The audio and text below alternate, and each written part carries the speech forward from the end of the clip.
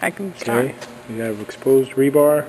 We're going to be painting ECB on top of the exposed rebar.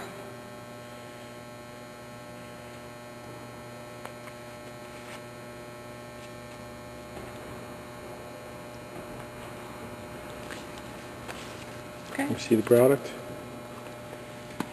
in your hand?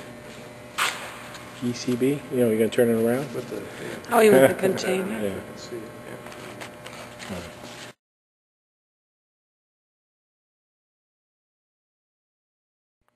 Okay, go ahead.